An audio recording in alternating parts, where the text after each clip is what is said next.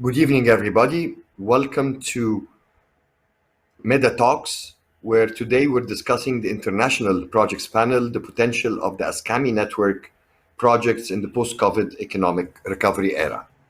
And let's not forget that 11% of the GDP of the Mediterranean has been lost. And when we talk about the gross marine product, it's 20%. And that's why these projects are of utmost importance.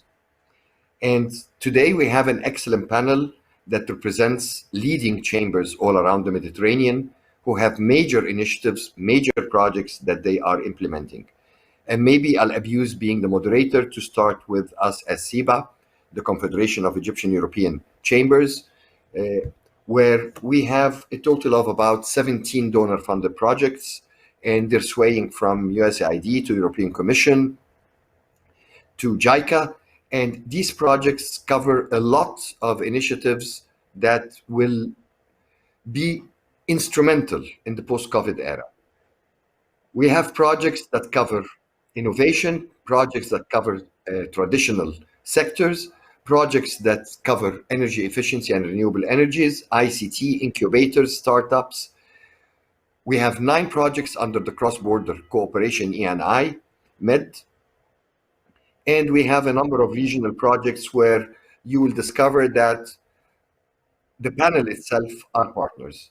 I will not waste time on ourselves, and let me start with my dear friend Mark Cunetto, the International Cooperation Manager of BusinessMed Tunisia. Marco, the floor is yours. So thank you very much, Dr. Alai. It's always a pleasure. Thank you for having me today during this panel. It's a pleasure to share and exchange ideas with the business community of the Mediterranean and with our partner, the ASCAME.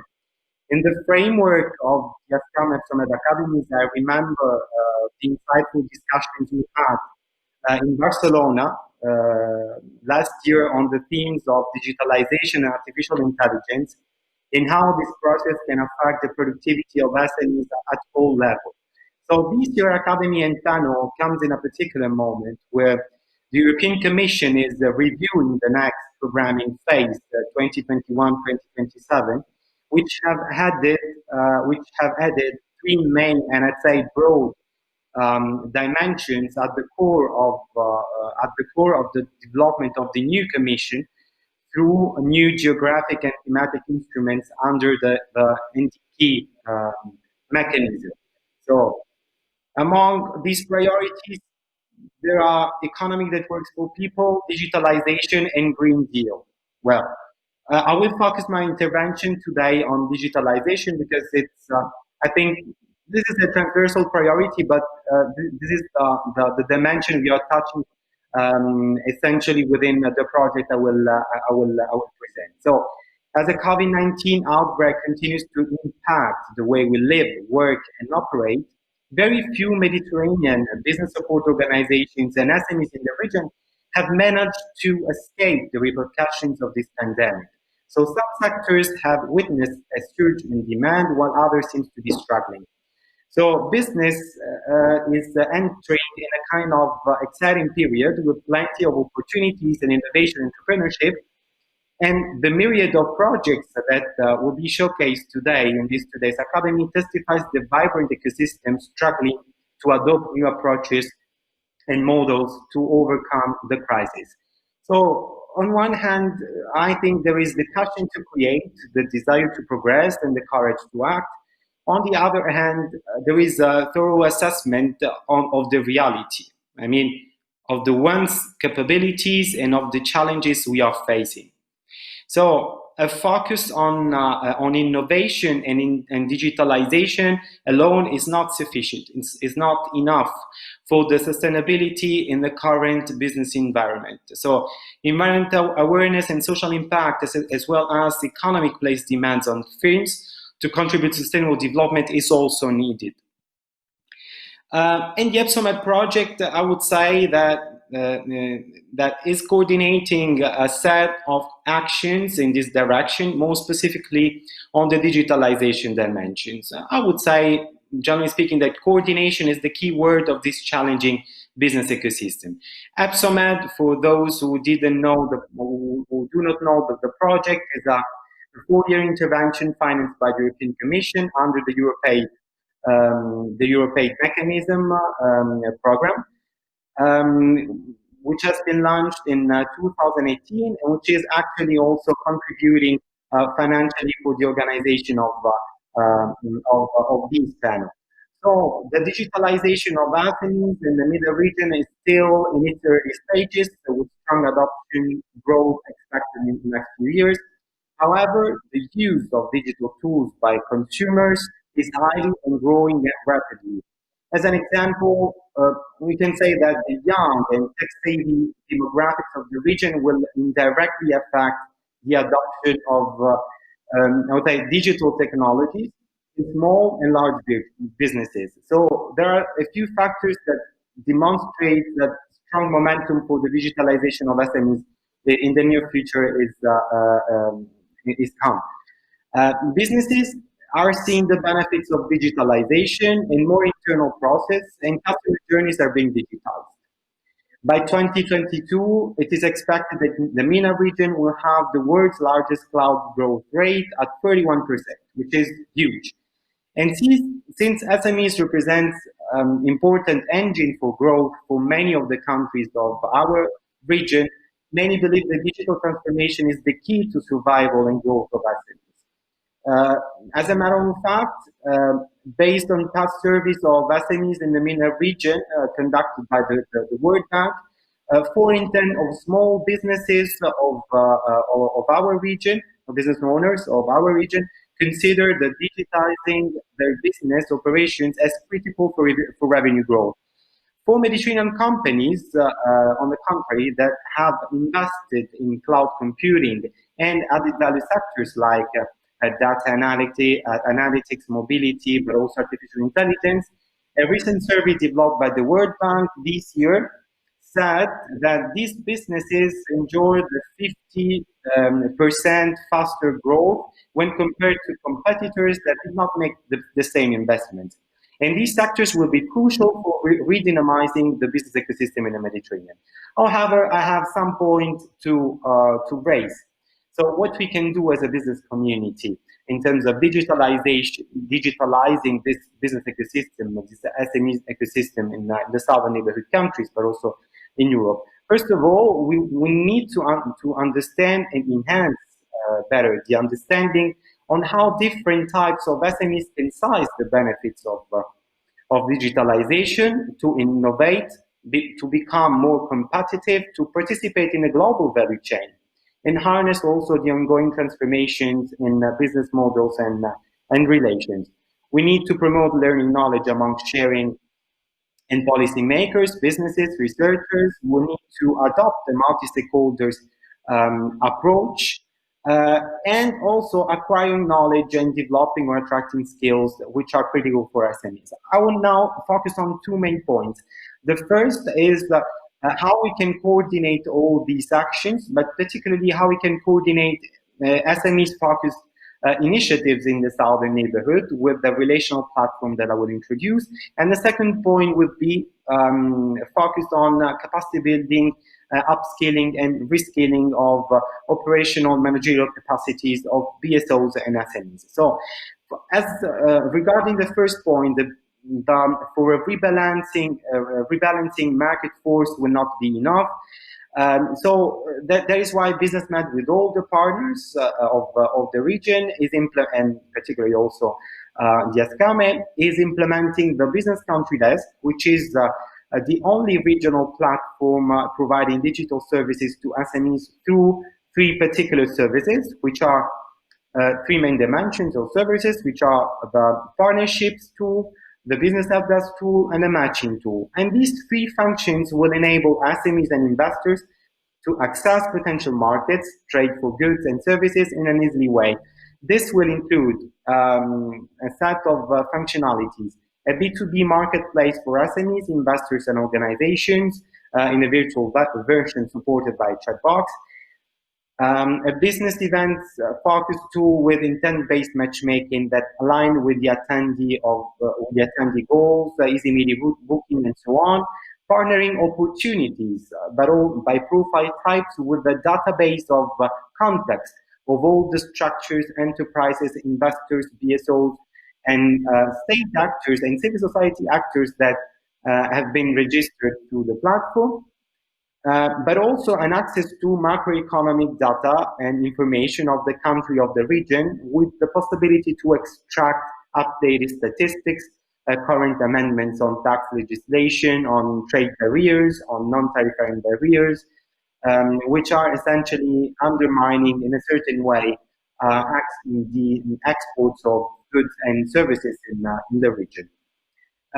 Indeed, this platform will also entail a directory of contacts combined with a multi-criteria searching engine.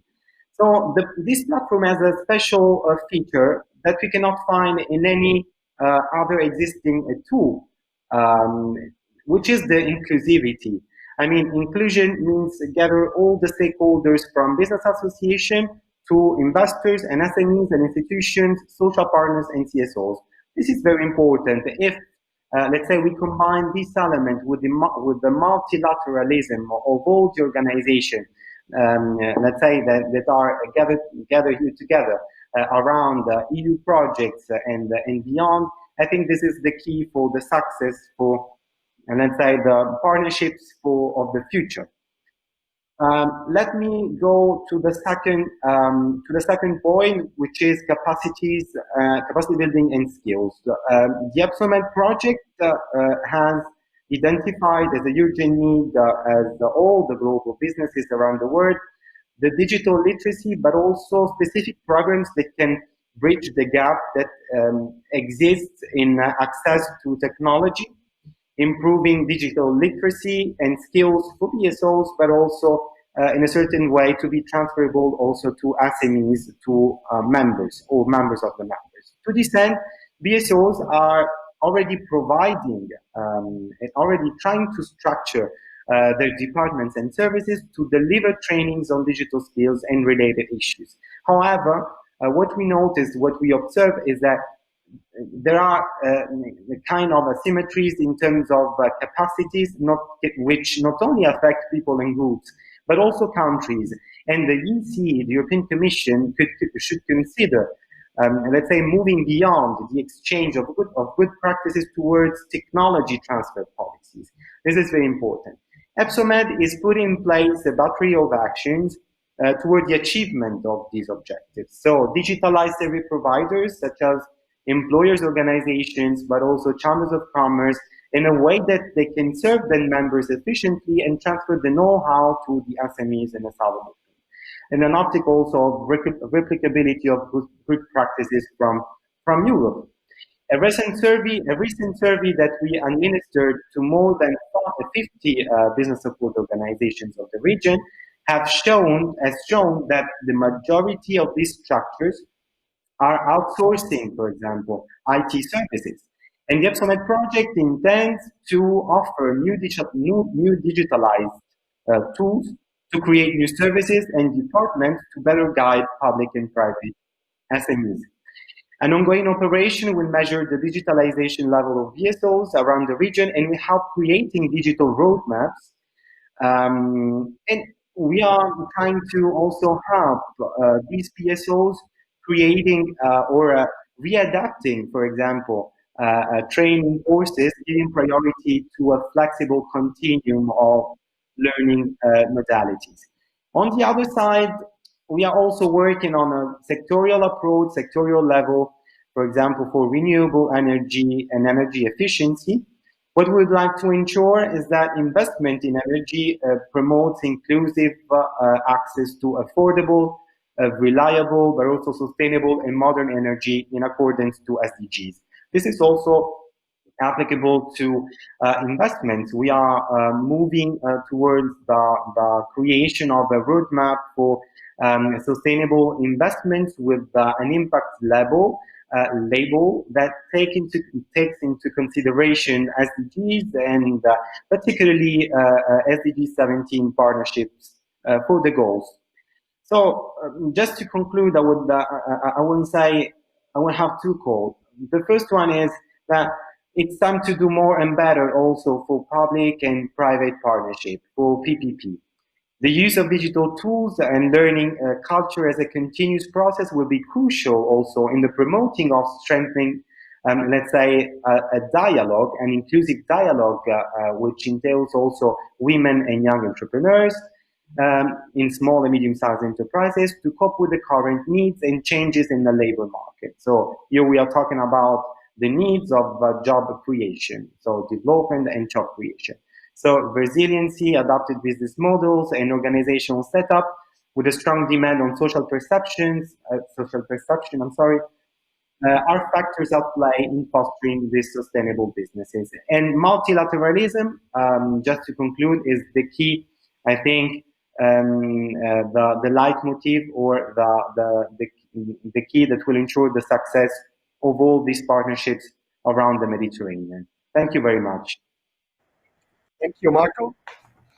And maybe I can summarize what you have mentioned. We're talking about digitalization, blending, cooperation, partnerships, which is the theme of what we're doing, and more important, tackling youth and gender observation.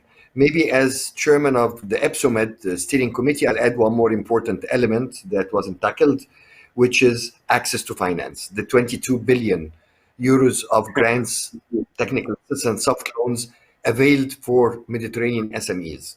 And this is one key role that EBSOMED is working very heavily on. This panel will present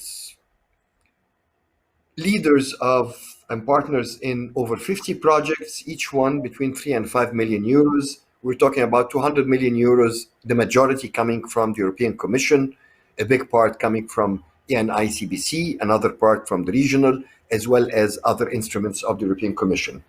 And moving from south to north, let's see what the official Chamber of Commerce and Industry and Services and Navigation of Spain is offering. And we have the pleasure of having with us our dear friend, the Director of Transnational Projects, Carmen Aylon. Carmen, the floor is yours.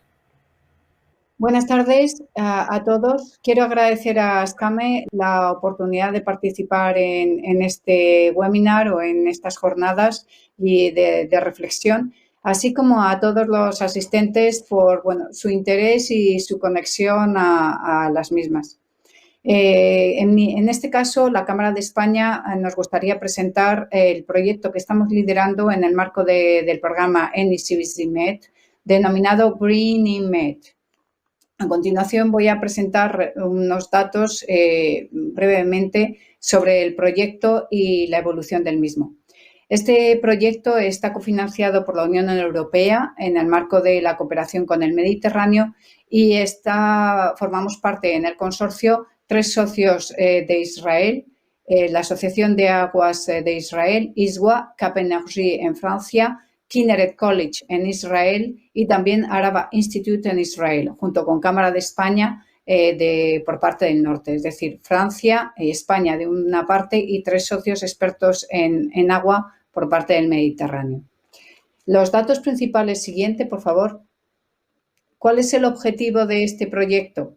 Es conseguir innovar, fomentar la innovación de las pequeñas y medianas empresas del Mediterráneo a través de la utilización y de la implementación de soluciones que fomenten la eficiencia energética y la gestión innovadora de aguas, principalmente en las empresas vinculadas a la actividad turística, es decir, hoteles, spas, campings, incluso grandes centros de ocio y de recreo.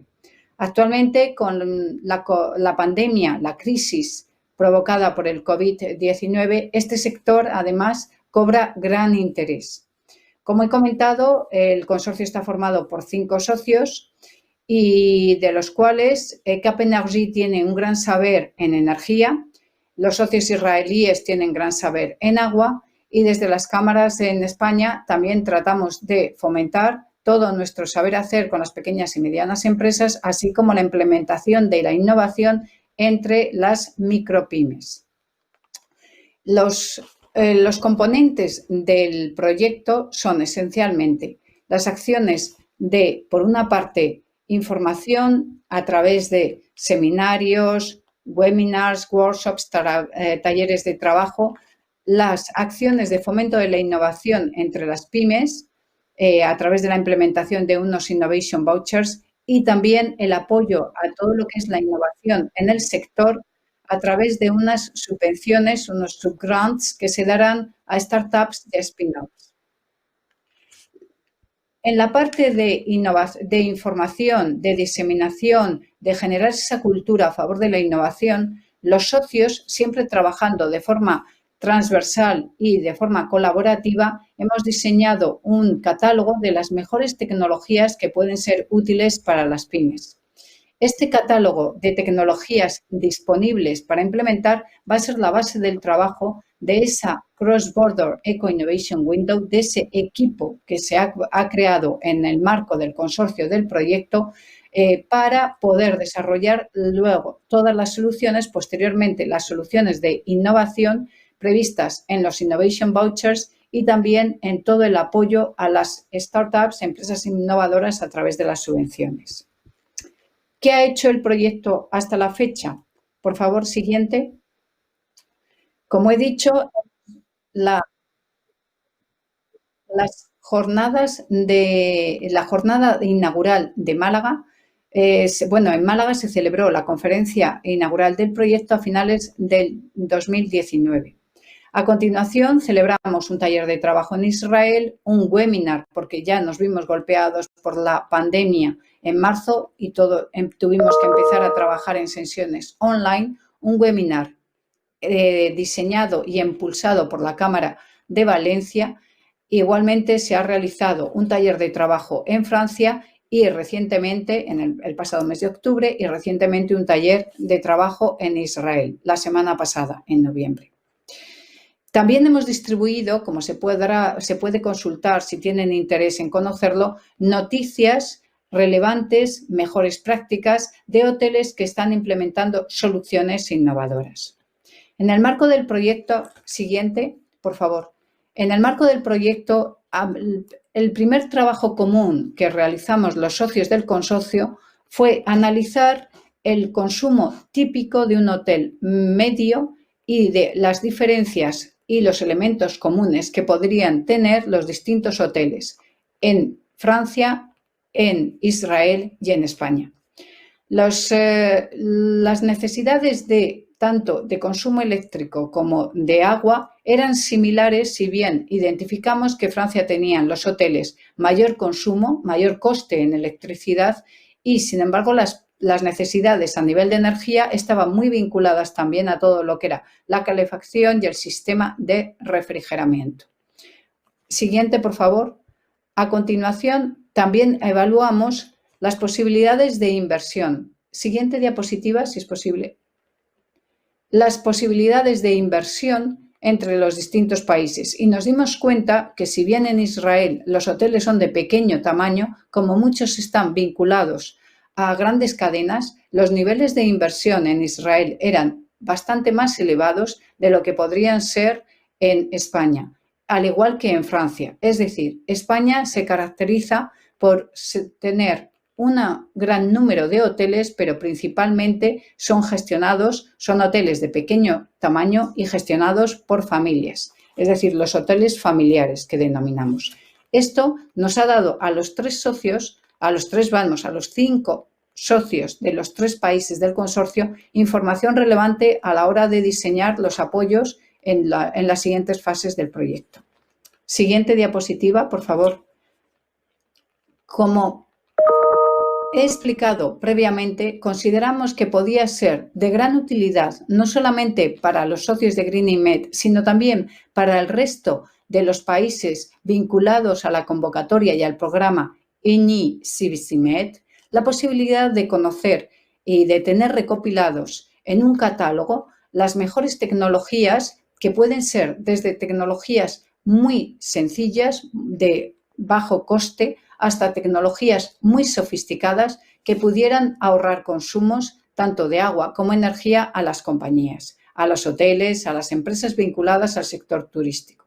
Este catálogo está disponible en la página oficial del programa en EBSOMED en lo que puede ser, vamos, dentro del capítulo de proyectos y vinculado al proyecto de innovación GREENINMED.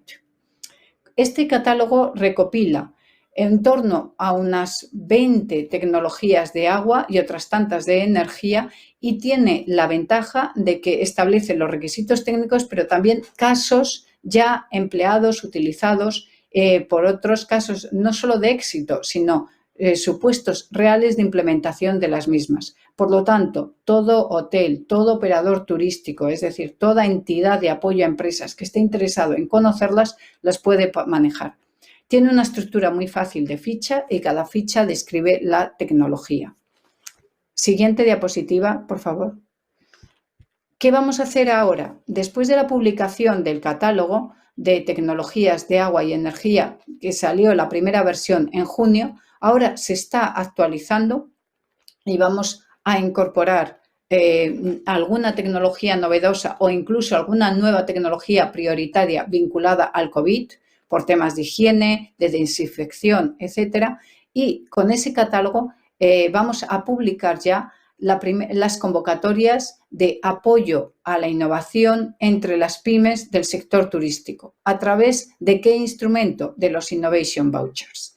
Los bonos de innovación, Innovation Voucher, Innovation Vouchers, son ayudas que se van a otorgar a las pymes de los 3 países participantes en GREENINMED a través de una convocatoria pública que se va a publicar en los meses próximos. En Francia se publicará en noviembre, en España tenemos intención de publicarla en diciembre y en Israel próximamente también, a finales de, o bien en diciembre o en diciembre o incluso quizá ellos también llegarían a publicarla en noviembre. A través de esas convocatorias se van a seleccionar a pymes vinculadas al sector turístico en las regiones mediterráneas y mediante los bonos de innovación las pymes podrán tener el asesoramiento de un experto que les analizará la mejor tecnología a aplicar para poder implementar de forma rápida en su instalación, para poder incluso tener una tasa de retorno y unos ahorros importantes tanto en el consumo de agua como energía. Finalmente, una vez terminemos la fase de los bonos de innovación, que preveemos finalizará en los meses de abril o mayo de 2021, comenzaremos ya la fase de apoyo al sector, no tanto de la demanda en tema de eficiencia y agua y energía, como al sector de lo que denominamos oferta, es decir, esas pymes, startups, spin-offs que están ahora trabajando sobre nuevas soluciones a ofrecer para el mercado, poderles ayudar a través de subgrants, de subvenciones directas que fomenten su actividad innovadora y sobre todo también poderles apoyar financieramente para que participen en rondas de financiación, en actividades de networking con nuevos inversores, así como en presentar sus productos a nivel transnacional para poder fomentar la implementación de esas nuevas soluciones del modo más amplio posible. Siguiente, por favor. Y bueno, aquí acaba el breve resumen del proyecto. Espero que haya sido de su interés y estoy a su disposición para posteriormente resolver cualquier duda en la ronda de preguntas. Gracias. Buenas tardes. Thank you very much, Carmen, for this excellent overview of GREENINMED CBC and I project. And let me assure you that there is huge room for cooperation. We have 4 projects that can complement it. We have MedPearls, which is promoting slow tourism, and iHeritage, which is for ICT in the UNESCO Cultural Heritage areas. We have Maya Taqa, which means water and energy, which is identical actually to what you're doing, plus Helios, which is working on energy efficiency. I think we can exchange lots of cooperation in these CBC, and blending is the name of the game in what we're doing. And now let me move east and south, going to beautiful Lebanon. And not only Lebanon, but Zahla and Beqa, 2 of the most beautiful places in Lebanon. It gives me great pleasure to have with me our dear friend, Said Gidon, the Deputy General Manager of the Chamber of Commerce. Said, the floor is yours. Thank you, Dr. Ala, for the presentation. Good afternoon, everyone. In fact, I'm going to present an initiative we are working on with many partners from Europe and from South and Eastern countries. So it's about the organic sector, which is the fastest growing sector of food in the world, as the demand is from consumers is very high. So our project is financed by the EU through NECBC program, and it's focusing mainly on. I don't know if you can see the slides. Is it not yet? Can you please show the slides? So it's about boosting the cross-border organic ecosystem through enhancing agro-food alliances. Our project objective is to improve the competitiveness of the organic sector by creating an ecosystem, an organic ecosystem, to support the development of business and specifically the SMEs in collaboration with the public sector. And here I'm talking about the public and private partnership. In fact, we have more specifically to work on strengthening the innovative organic value chains. So we're going to tackle the business alliances using participatory approach and using also innovative solutions in order to better access the market at the local and the international level. Please, can you go more with the slides? One more, also, one more.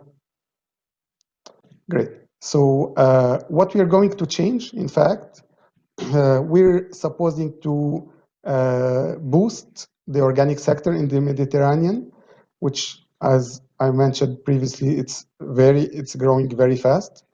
We will have a direct impact on the social and economic conditions of the countries we're working on, and we aim to increase the job opportunities by between 5 and 20%, depending on the services offered by the enterprises.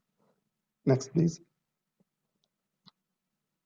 Of course, we're facing many challenges, as many other countries. The world economic crisis,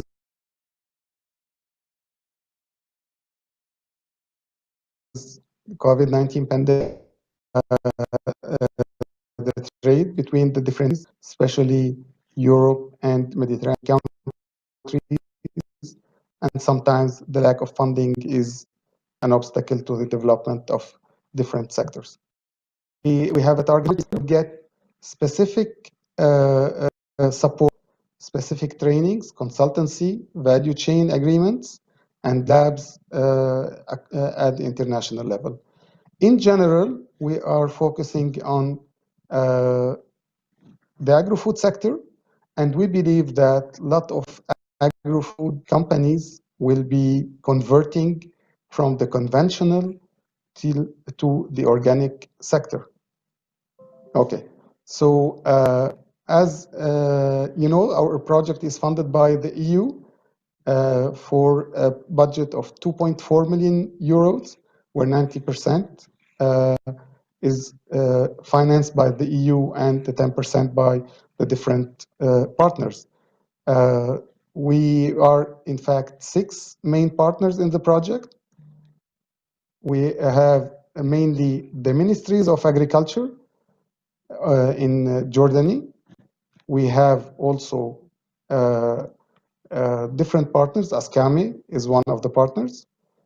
On the other side, we have JEPA in Jordan, the Jordanian Exporters Association. We have Siam Bari in Italy. We have Sinagri in Tunisia, Innopolis in Greece, ASCAME, of course, and we have many other partners and associated partners, especially the Ministry of Agriculture, because we believe that there will be a lot of cooperation between the private and the public sector in this regard. Can you go further with the slide, please? You can follow up, of course, on social media. We are on Facebook, Organic Ecosystem, on Twitter, on Instagram, and on LinkedIn. So all the project activities are disseminated over the social media, and everyone can follow us, and the invitation is open for everyone. Next, please. I'm going a little bit into details of the project. We are going to work on 3 levels. First of all, building the organic ecosystem. Second, going further and finding innovative value chains in the organic sector. And finally, to focus on business alliances in order to promote business between different partners. Next. Regarding the first activity, the organic ecosystem, so the main target, the main activity will be the establishment of a cross-border organic agro-food ecosystem. And here, everyone, private and public stakeholders, will be there, will be gathered in one ecosystem. They will sign a charter, they will have different meetings, and this will be in cooperation with the competent authorities.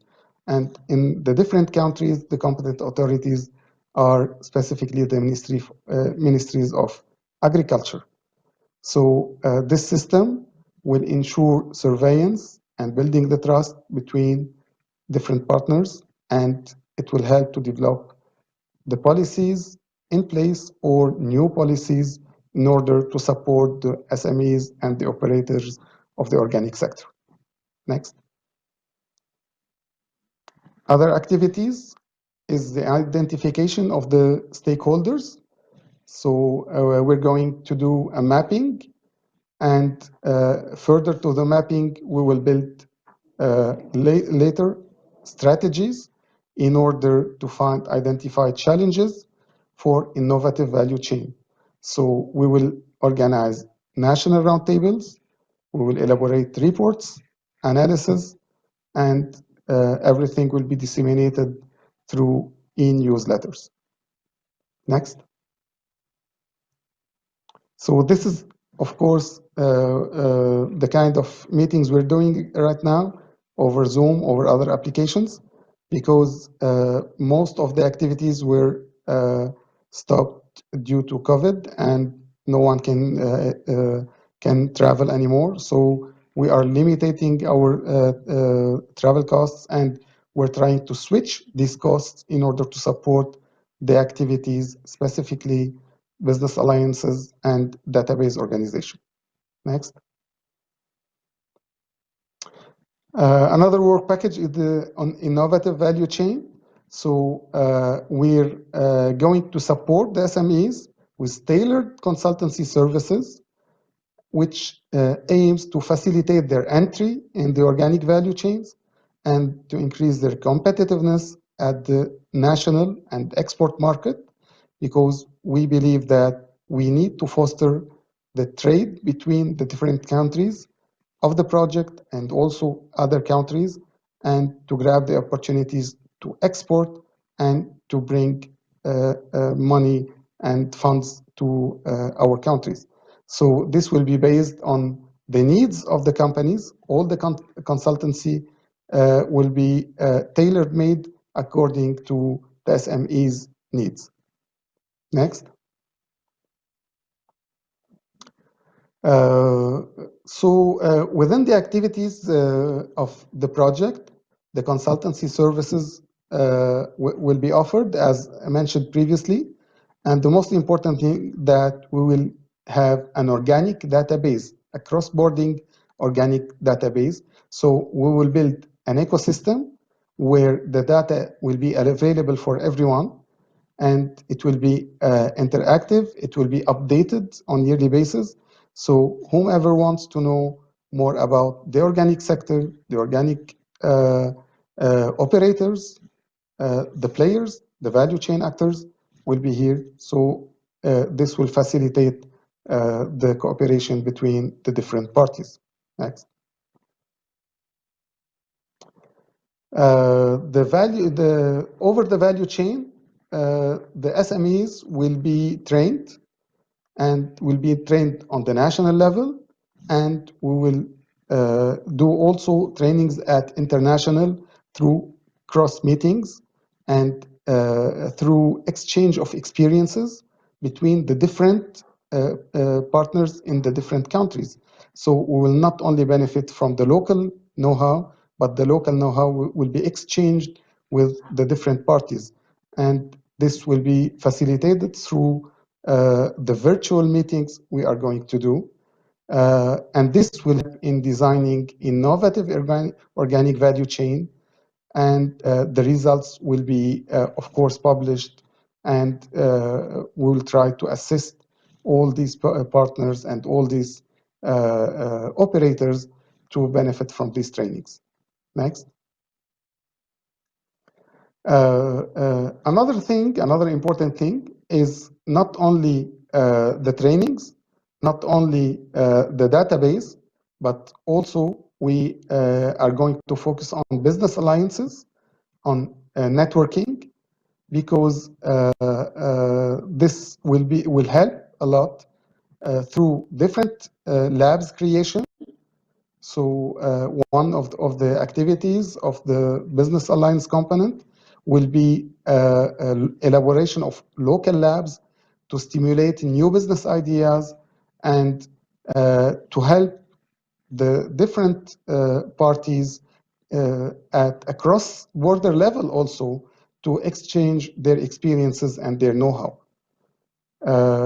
And after that, we will support them in participating in business fairs, different business fairs in different countries where organic has a big place, and they will be able to exchange the products, will be able to enter new markets, and to generate more money. Of course, innovation is important here. New ideas are encouraged in order to be more competitive at the market. Networking, as mentioned, is an important, so we'll benefit from all the any projects available, working on the agri-food sector, on the organic sector, agriculture. So we will try to gather all these projects together in one database also, and we will help also the exchange of experience between these different partners. That's what I have and I wanted to say for the moment, and I will wait for the answers at the end of the presentation. Thank you, Dr. Ali. Thank you, Sayed, and it's a wonderful project, and I think what's most important is its replicable value all across the Mediterranean. Maybe it's important to highlight that most of the projects that are being presented today are bridging the shores of the Mediterranean, bringing experiences that both North and South have, and they share together the cross-border element, which is a very important side of these projects. And all the projects bring at least 6 countries. We're talking from Portugal to Malta and Greece, and from Jordan, Lebanon, going up to Tunisia. We're all partners in different projects. And actually, some of the projects that are being presented today are in partnership with this sample of the 500 chambers of ASCAME who are working together day and night to serve their community. And now going a little bit north to Greece, to Ashaya Chamber, where an old partner, we've had lots of projects together over the past years, and some of them actually have a legacy within the region. They're self-replicated, self-funded, thanks to the European Commission for the initiatives. But the good work that has been done by the Chamber is excellent, and it gives us great pleasure to have our dear friend Constantinos the Director of EU Projects in the Chamber. Konstantinos, the floor is yours. Okay, thank you, Dr. Alaez, for the introduction. Buenas tardes a todos. These are the only Spanish that I feel confident to speak tonight. I will continue in English. I would like to thank our hosts for the invitation and ASCAME for giving us the chance to discuss and exchange ideas and information with all of you. I'm here to talk about our strategic project called INTECMED, which is the title is Incubators for Innovation and Technological Transfer in the Mediterranean, which is of course funded by ENI CBC-MED program. From the title of our project, you understand that innovation, startups, new products and services, knowledge transfer and support mechanisms for innovation transfer are in the heart of our project. We are all aware that Mediterranean is not a unique entity. The Mediterranean business community has a heterogeneity in terms of innovation capacities and policies. However, we have common problems and common challenges. One of them is to overcome the obstacles of different actors working together with innovation at local level and try to coordinate actions and find synergies between the different stakeholders. We do share same problems like the pandemic, which is something that can be found in the overall Mediterranean. It is a shock for all of us. So within INTECMED, we plan to share solutions for our common problems. We are at the beginning of our project. The kickoff meeting is next Monday, and one important issue that we need to confront is the COVID-19 pandemic. It is a dimension that we need to introduce in our lives. We need to be shock responsive as a society. So our project and our activities need to be shock responsive. In INTECMED, partners from Greece, Spain, Egypt, and Tunisia, mainly representatives of the business community like chambers and Federation of Chambers, and research organizations like universities or technological institutions. We try to collaborate in order to develop a Mediterranean ecosystem that will facilitate improved technological transfer and increase the commercialization opportunities of research results, aiming to strengthen synergies among research, industry, private sector, and citizens. By our side, we try to confront new challenges with a vision to create new processes and new opportunities, and trying to contribute to the recovery of the Mediterranean main sectors in the post-pandemic scenario. We are at the very beginning, as I said, of our joint effort, and our main focus is that in 2 years from now, we will try to achieve and facilitate the economic viability and sustainability, especially for spin-off enterprises, supporting their extroversion to participating countries through their participation in technology transfer exhibitions, and to establish an international network of what we call the regional innovation facility points.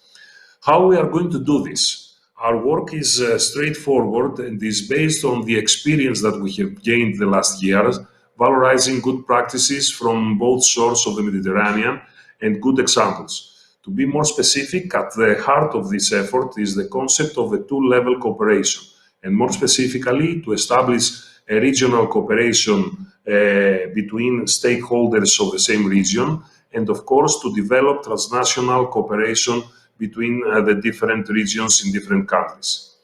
Which is our approach? In each region, the project aims to develop what we call business-ready innovation mechanism. This will be a mechanism that will facilitate technological transfer and commercialization of research results in each area. The operator of this mechanism will be a regional alliance, a committee for innovation transfer.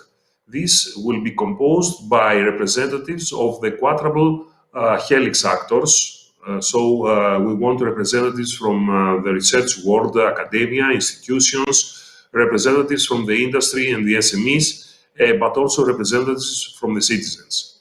The specific approach is not new. We have worked the last years here in Western Greece region in Greece with very good results. The specific initiative has established a programming agreement between universities of the same region, the Chamber of Achaia, the region of Western Greece, and two ministries, the Ministry of Education and Ministry of Development. The specific committee organizes each year an annual exhibition entitled Patras Innovation Quest, Patras IQ, which is an innovation and technological transfer exhibition aiming to develop and strengthen the synergy between the research community and the productive sector.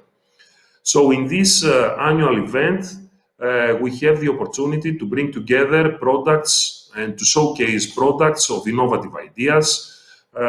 We present innovative small and medium enterprises with products that have emerged from the collaboration with universities and research institutions. And also, we organize events on innovation and entrepreneurship. And of course, we give the floor to the researchers in order to present their applied research. Research teams are able to present in the productive sector and to investors mature research results that have the potential to be used for investment.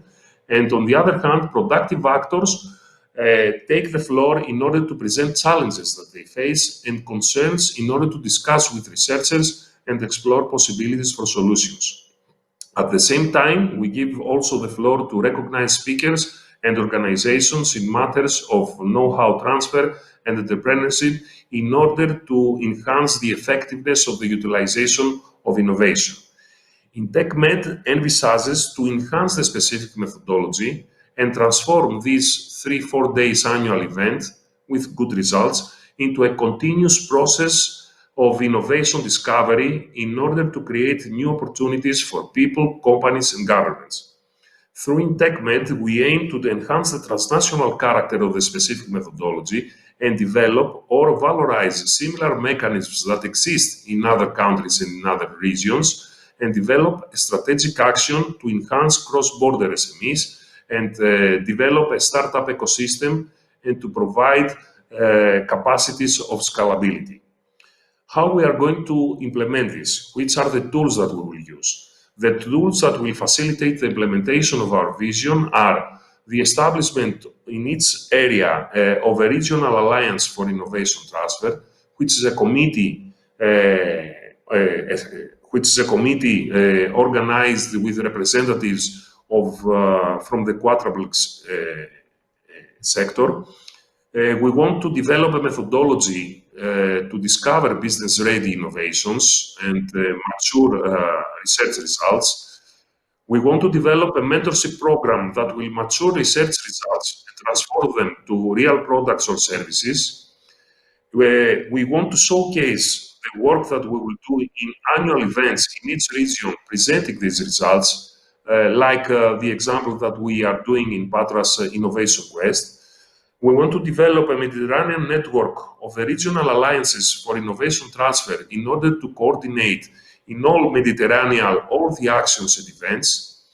The main tool that will demonstrate and virtualize the overall effort will be an e-bazaar, we call it, an e-bazaar of innovation that will give the opportunity to researchers, representatives of the business community, investors, and policymakers to develop synergies. And at the end, we are going to have a specific call for startups that will give grants to new and innovative business ideas that will explore the opportunity to implement their new concept into a real business. The biggest challenge in front of us, since that pandemic of COVID-19 has imposed to all of us, has given us barriers. So we are confident that with the support of new technological solutions, we can work together on the following period and achieve our goals. We will not allow the pandemic to stop our efforts in order to contribute to the recovery of the Mediterranean main sectors. The future is now, and with the collaboration of research institutions, industry, and citizens, we will success. This is something, of course, not new. The development of synergies between the different sectors is rather important. Within IntechMed, we envisage in 2 years from now to have an integrated solution that will give the possibility to researchers to present mature, ready-to-business results, and on the other hand, investors, enterprises, and the business community to integrate the specific results into their daily operation or to develop new businesses in our regions. On the other hand, it is rather important to stress the importance of the cross-border character of the project, because we don't want to develop something that will work only on a specific region, but we want to give a transnational character and the potential to the research results to be showcased in the overall Mediterranean and establish a unique platform that will be accessible to anyone, not only accessing business partners, but also research partners, and of course to give them guidelines for access to finance, which is also very important for the sustainability and viability of new businesses. That is from me. I hope that I was very short. I don't want to tire you. So thank you for your attention. Thank you very much, Konstantinos. And as a partner of IntechMed, where you're leading, there is a lot actually of what you just said as a vision that we will be contributing. Osama, I think EBSOMED can jump on board in the access to finance component, as well as lots of other support that can be provided. Also, we will blend with two major strategic E&I CBC projects. One of them is creative, which is practically innovation, but in the traditional sector. So we'll be creating incubators.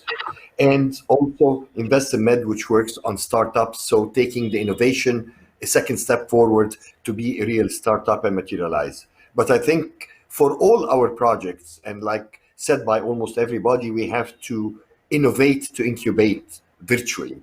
And if this COVID thing can run. I've been advised that Carmen has to run.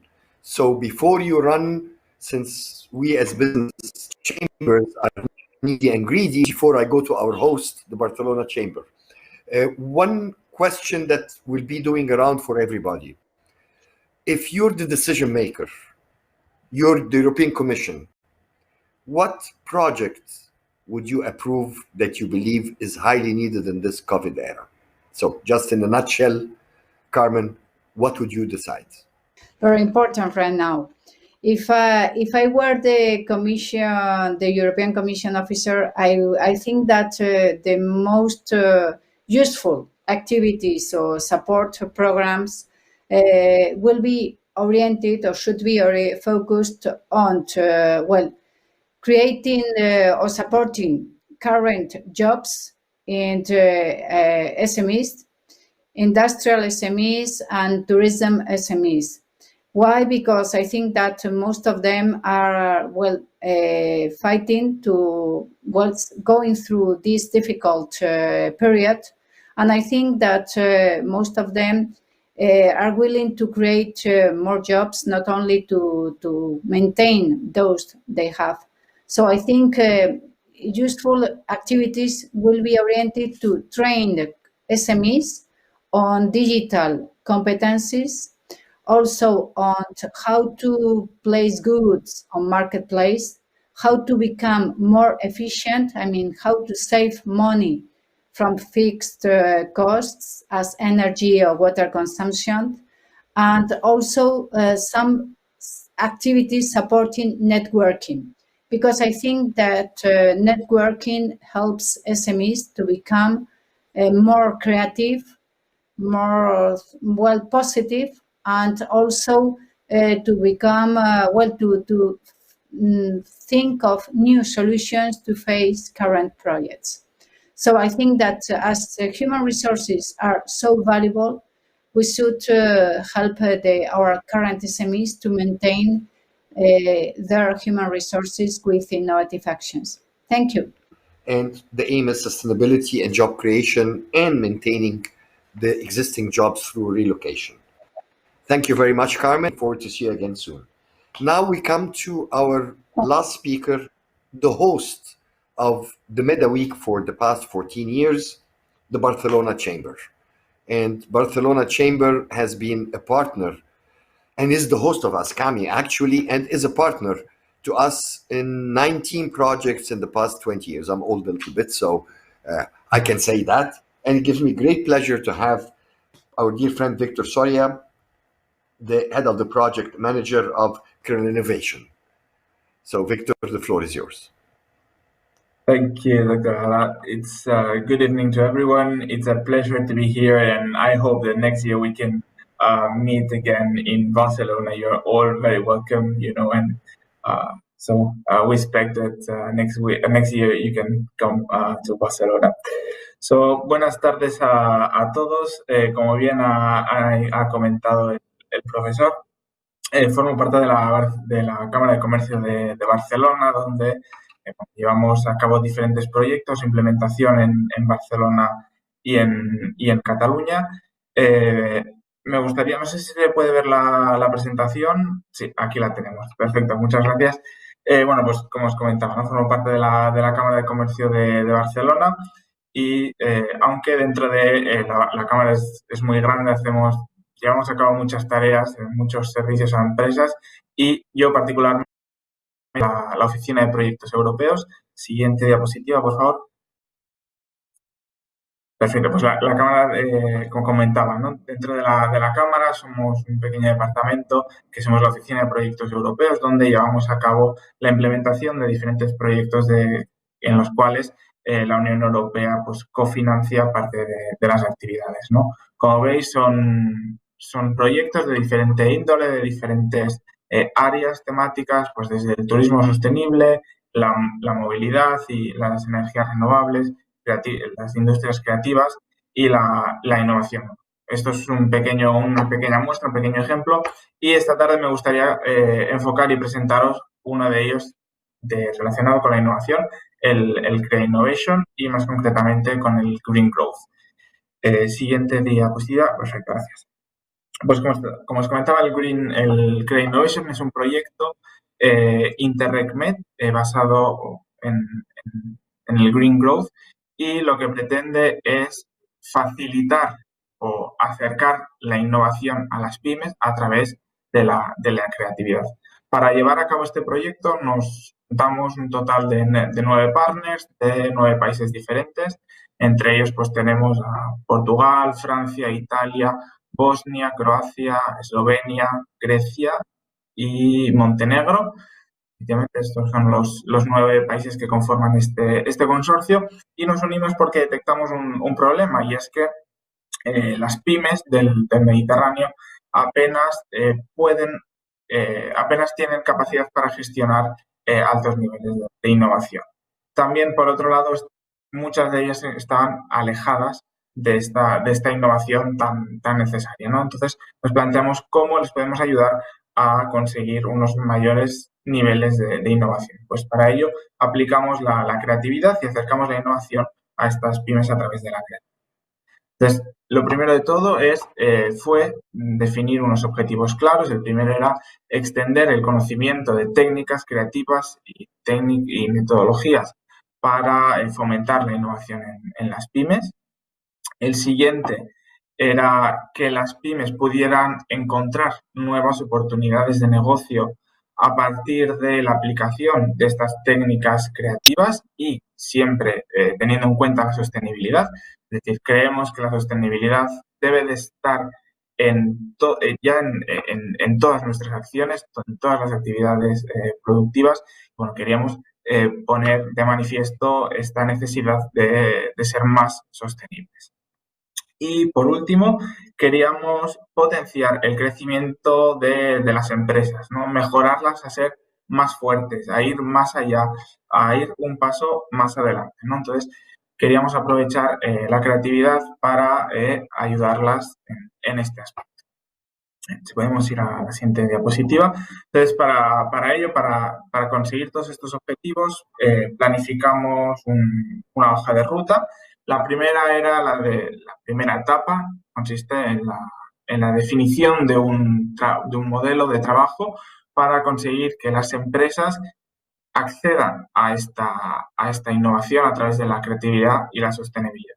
Por ello, hicimos un plan de trabajo que es público, que se puede acceder, es fácil, es entendible, porque queríamos que llegara al máximo, al máximo de espectadores posibles, al máximo de lectores.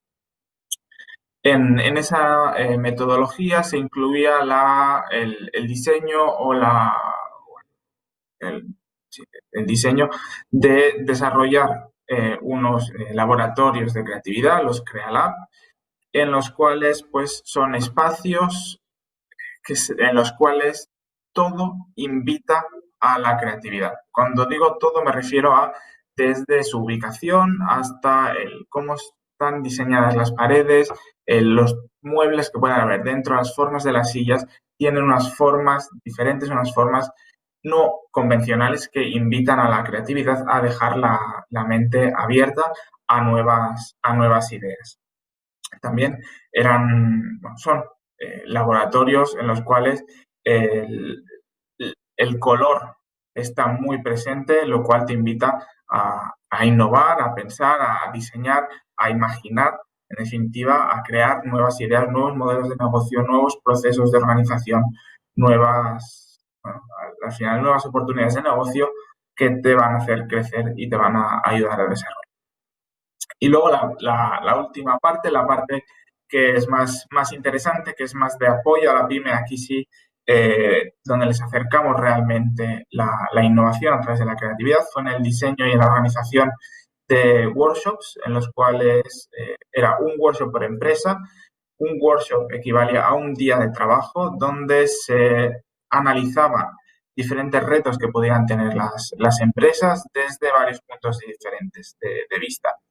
Esto quiere decir que en el workshop participaba la empresa, obviamente, unos 4 o 5 representantes de la empresa. También participaba gente de la universidad, tanto profesores como alumnos, un total más o menos de 4 personas de la universidad y diferentes técnicos de la cámara que podían ayudar y aportar su visión a solventar estos retos que planteaba la empresa. Y, por supuesto, un facilitador experto en creatividad que era quien guiaba la sesión. Pues bien, en estos talleres nacionales se consiguió de alguna manera mejorar las expectativas de las empresas, mejorar su capacidad de innovación, su capacidad de crear y sobre todo su capacidad de visualización de nuevas oportunidades de negocio. En total, del conjunto del proyecto se hicieron alrededor de unos 60 workshops, involucrando, por tanto, a 60 empresas. Y tengo que decir que en cada uno de esos workshops, como mínimo, se consiguió una idea innovadora, una idea de futuro, una idea sostenible que permitió a las empresas pues, avanzar en su día a día, ¿no? Entonces, nos llevamos a casa un resultado muy bueno, sobre todo yo me gustaría subrayar el poder que tiene el incluir en estas sesiones que organizamos personal externo a la empresa, porque al final sí que es verdad que no hay nadie como los propios trabajadores o la propia dirección de la empresa que conozca la realidad de la empresa, pero la incorporación de una visión externa de puntos de vista diferentes hace que se puedan conseguir mejores resultados de un mismo problema, de una misma situación. Por tanto, yo creo que la incorporación de estos puntos de vista externos, esta gente que no está vinculada a la empresa, fue todo un acierto y que aportó nuevas visiones y nuevas oportunidades. Pues una vez se llevó a cabo estos workshops nacionales, pasamos a los transnational workshops. Eran workshops de cooperación donde juntamos un total de 3 empresas de 3 países distintos, en los cuales el objetivo principal era dar solución a posibles retos que tuvieran las empresas de manera conjunta, a pesar de no ser la misma empresa. Es decir, al final las empresas suelen tener retos parecidos y atacar a estos retos desde diferentes puntos de vista y ponerlos en común ayudó a solventarlos, ¿no? Y me gustaría subrayar en este punto el tema de la transnacionalidad de estos workshops. la siguiente diapositiva es simplemente subrayar estos workshops transnacionales, porque en ellos realmente se consiguió sacar o extraer nuevas ideas de negocio, nuevas soluciones a retos que, como comentaba antes, eran retos semejantes, pero de empresas completamente diferentes que hasta ese momento no se conocían, ¿no? Entonces, fue un resultado muy, muy positivo, es muy valorado muy positivamente dentro del proyecto el hecho de haber juntado a estas empresas que aparentemente no se conocían y que, bueno, a través de la cooperación, de la ayuda mutua, pues han solventado retos comunes. Bien, ahora ya llegamos al final de la presentación y aquí en la siguiente diapositiva sí que me gustaría extenderme un poco más, pero seré breve. Aquí, perfecto. Bueno, creo que es una diapositiva, al final, como toda la presentación, bastante ilustrativa y es donde creo que debemos de centrar a partir de ahora, ¿no? Esta es un poco una recopilación de las lecciones aprendidas del proyecto, ¿vale? Es el tema de la sostenibilidad, el tema de la innovación, la cooperación y la creatividad. Pero no solo son aplicables a este proyecto, sino que debe ser escalable y lo debemos extrapolar a la situación que vivimos hoy en día, desafortunadamente, ¿no? La crisis que nos viene encima es muy grande y hay que buscar nuevas maneras de salir adelante, ¿no? De aquí que incorpore la creatividad en nuestro camino a la recuperación.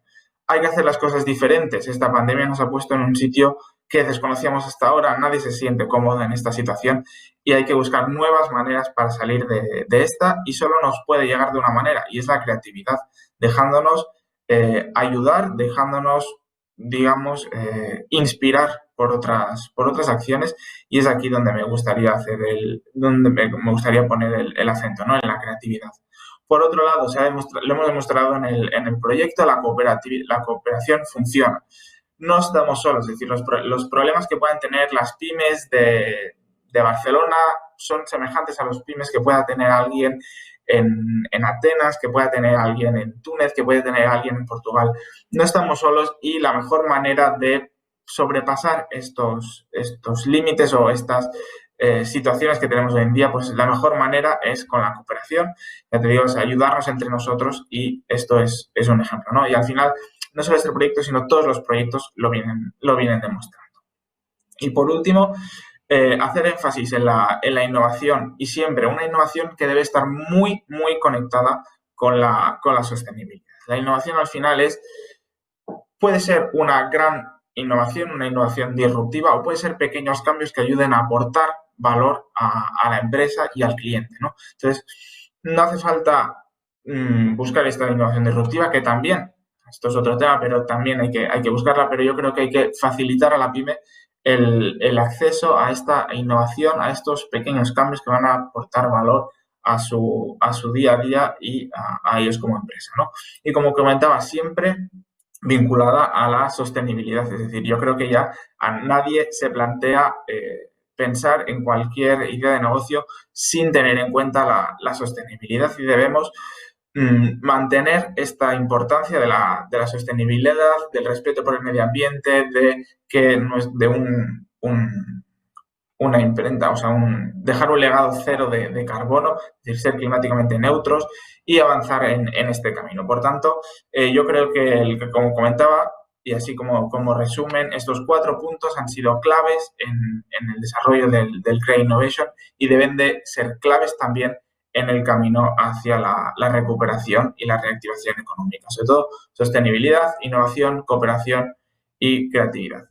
Pues bien, hasta aquí mi presentación. Daros las gracias y nada, estoy a vuestra entera disposición. Thank you very much. Thank you very much, Victor, and thanks for the Barcelona Chamber actually leading several projects that we're all partners in. And thanks to ASCAME for bringing us all together, creating the partnership that we're all looking for. We have only a couple of minutes remaining. If any of our speakers would like to give a 1-minute bullet of what they would like to add if they were the European Commission. But before that, I would add one important thing, Victor, that you should add to your closing slides. Yes, green economy is important, but blue economy also for the Mediterranean is very important. So I'll put blue next to green. And since we're talking about blue, let's not forget the European Commission flag, because all of us, all the projects that are presented were funded by the European Commission.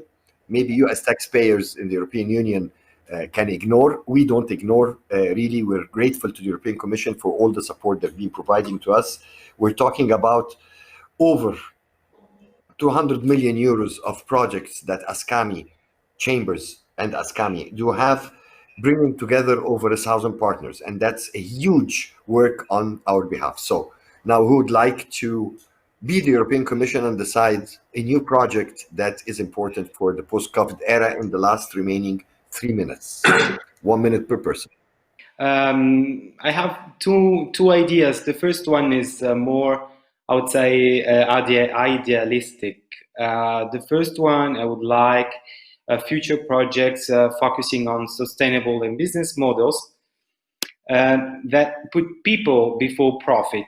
So not just extractive business that do not support the development of local communities. And the second one, which is maybe simpler, in 2011, when I was a baby, the Davos Forum published a report in which they talked about the Mediterranean Africa. And now more than ever, I think that projects of European Commission should cover not only the Mediterranean region, but also the African countries. So we need to move towards continent-to-continent relations. So in a triangular cooperation and partnership models, which are a little bit different from what we have achieved so far. So that's it. Konstantinos, the last minute, please. Yes. What a lesson that we should have learned is that we need to confront challenges that we have not met before. COVID-19 is a problem that we have not faced before, at least the last 100 years. So one project that I would give as a European Commission is how to become shock responsive. We need businesses, societies, as individuals to become shock responsive.